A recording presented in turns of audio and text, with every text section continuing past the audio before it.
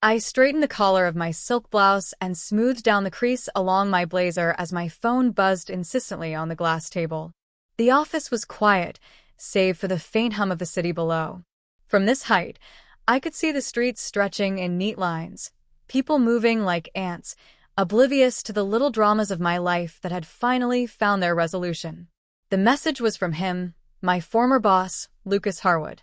His name alone made my chest tighten just enough to remind me of the long months I'd spent proving myself while he ignored my proposal, laughed at my ideas, or simply never responded. And yet, now he was asking for my help. My hands hovered over the screen, part of me wanting to delete the message immediately, the other part savoring this moment of irony. I leaned back, taking in the scent of my morning coffee, the faint whiff of perfume lingering in the air, the polished oak of my office desk under my fingertips. Everything about this room was mine, a silent testament to the path I had carved alone. I allowed myself a small, ironic smile. Lucas Harwood, the man who dismissed my brilliance, was about to learn what I had built without him. And this time, he wouldn't just listen, he'd pay for it. 2 years ago, I was sitting in the cramped conference room of Harwood and Company, my hands slightly trembling, the edges of my portfolio digging into my palms. I was 26, ambitious, full of ideas that could have changed the company's trajectory. My proposal, months of research, late nights, and detailed projections, was laid out neatly in front of Lucas Harwood. He skimmed it once, his eyes flicking up at me with that familiar, polite but distant smile. "Interesting," he said. "Well, think about it." That single sentence, so casual, so dismissive, felt like a slap I couldn't quite recover from. My chest tightened, and I forced myself to nod, biting back the lump forming in my throat. I remember walking out of that office, the fluorescent lights glaring down on me, my heels clicking on the polished floors like a countdown of my humiliation. On the elevator, my fingers traced the edges of a small silver locket my grandmother had given me before I left for college. She had said, "Emily, never let anyone decide your worth. You'll find your stage, and when you do, make sure the world can't ignore your voice." That evening, at my tiny apartment, I pored over the notes she had scribbled for me over the years, reminders that my ideas mattered even if the world didn't see it yet. I remember staring at the blank wall, imagining a future where I wouldn't have to beg to be heard, where my work would speak for itself. It wasn't easy. I had to start from scratch, freelance projects, small consulting gigs, networking late into the night. Every rejection stung. Every no from a client or colleague echoed the dismissal I'd felt from Lucas. But the locket stayed with me, a quiet anchor of encouragement. By the end of that year, I made a decision that would change everything. I would no longer wait for validation from him, or anyone else. I would build my own path, step by step, dollar by dollar, idea by idea. And when I finally walked into that office as the person who had turned her dreams into reality, I would do it on my terms. After that fateful decision, my life became a whirlwind of coffee-fueled nights, scribbled notes, and endless Zoom calls.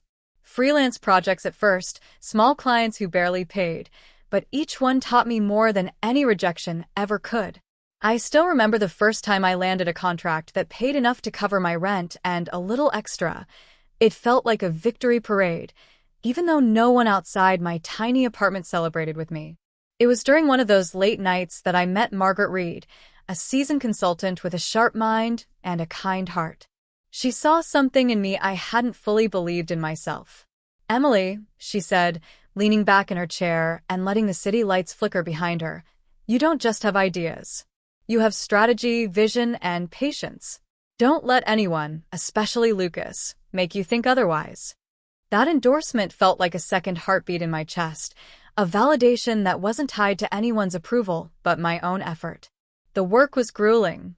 Some nights, I'd collapse onto my sofa, my laptop still glowing, eyelids heavy, thinking, am I doing enough? Will this ever pay off? Yet I pushed forward. I taught myself new marketing strategies, financial modeling, and negotiation skills. I learned to pitch to big clients confidently, using every lesson Lucas had ignored as fuel. Slowly, success crept in. My first major client was a small tech startup in Austin. Landing them felt like breaking a barrier I didn't know existed. The first profitable deal I closed was with a mid-sized company in Chicago. I remember the email hitting my inbox, the client thanking me for transforming their strategy. It was the sweetest revenge, though I didn't tell anyone about it. I kept my achievements quiet. My friends only got glimpses, photos of coffee mugs with fancy logos, casual mentions of interesting meetings. My parents believed I was managing a small, modest consulting side hustle. And Lucas? He thought I had faded into the usual corporate noise, just another ambitious employee no one would notice. By the end of that second year, I had a small but growing consultancy business. I was financially independent, strategically confident, and emotionally stronger than I'd ever been.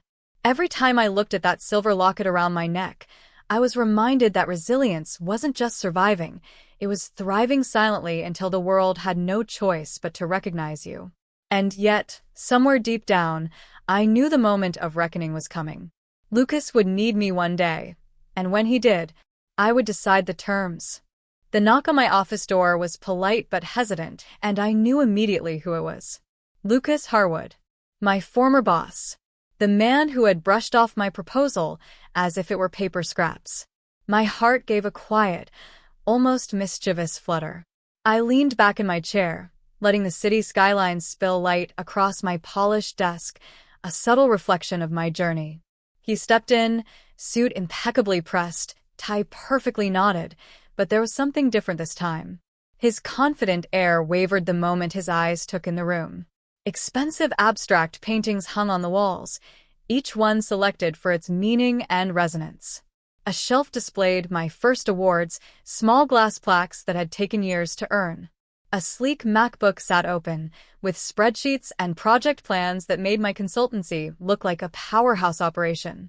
Lucas's gaze lingered on the framed locket I kept on my desk, the same one my grandmother had given me. He cleared his throat. "Emily." I raised a hand, smiling faintly, letting him absorb everything silently. He took a tentative step forward, scanning the office, the professional assistant at the door who greeted him with a polite nod, the carefully curated energy of someone who had built their world from scratch. "I see you've done well," he said finally, attempting casual, though his voice betrayed astonishment. "I'd say more than well, Lucas," I replied, my voice steady, calm, yet carrying the subtle weight of years of perseverance. "I've built a consultancy that's turning over 6 figures in revenue this quarter. My team is expanding, clients are lining up, and..." I paused, letting the silence stretch just long enough for the irony to settle in. "And now, I consult for companies like yours." He blinked, swallowed. "Wait, you mean..." Yes. "The proposal you ignored 2 years ago? You're now hiring me to implement it." The room felt smaller as he processed it. Pride, shame, disbelief, a flicker of guilt, all danced across his face. He opened his mouth again, probably to argue, to justify, to excuse, but I didn't give him the chance. "I've crafted a plan specifically for Harwood and Company, and my consultancy fees will reflect the value of what you initially dismissed," I added, leaning forward slightly, my hands resting on the sleek oak of my desk. "You'll be paying me because my ideas work, and because, unfortunately for you, you missed the chance to do it for free." Lucas's lips pressed into a thin line.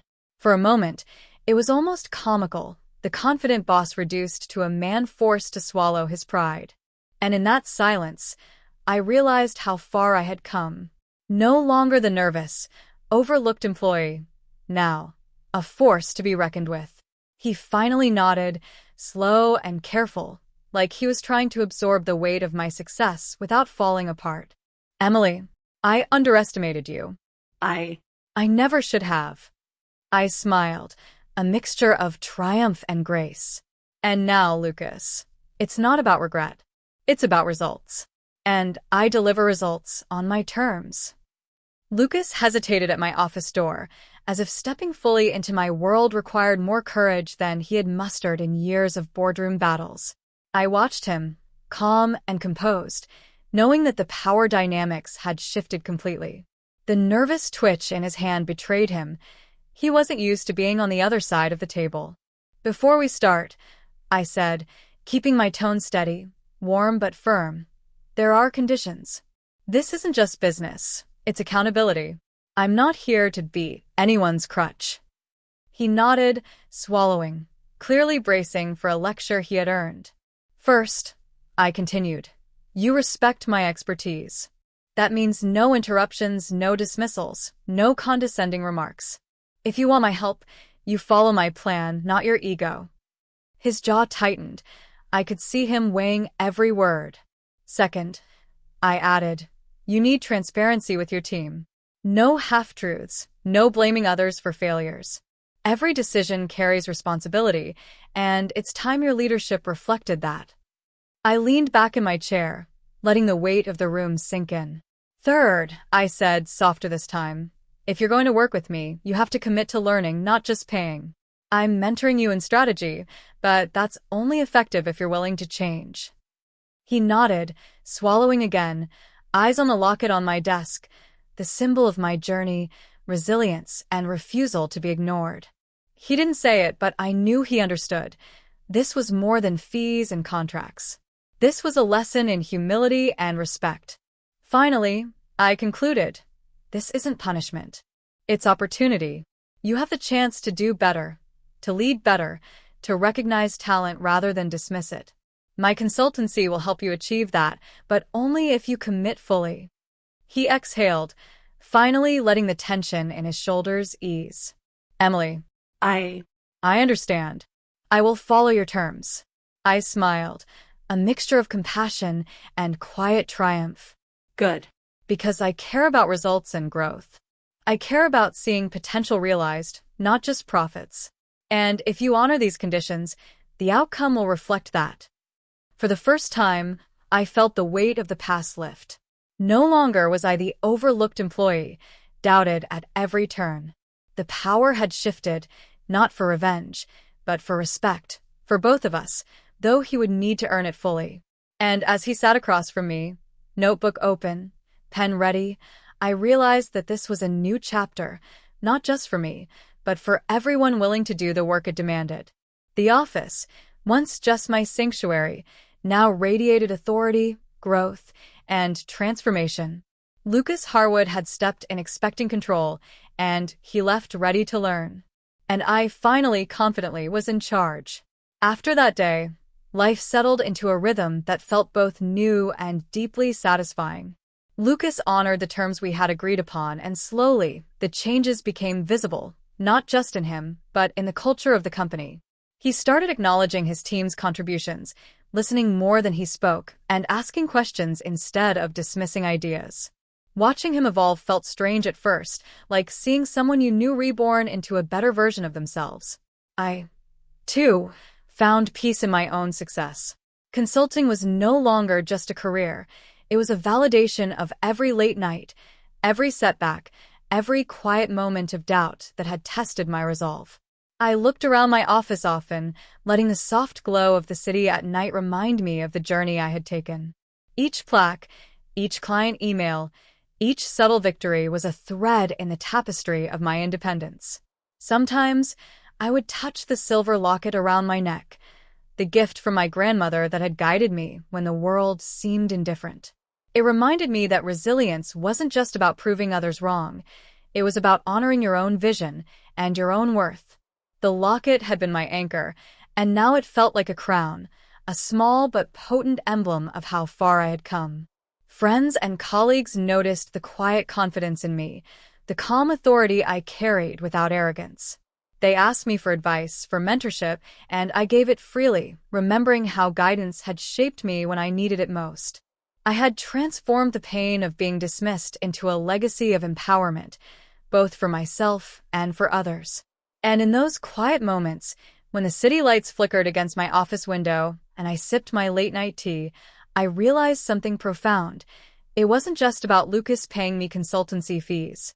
It was about the journey that led me here, the growth, the patience, the courage to stand alone and then rise above.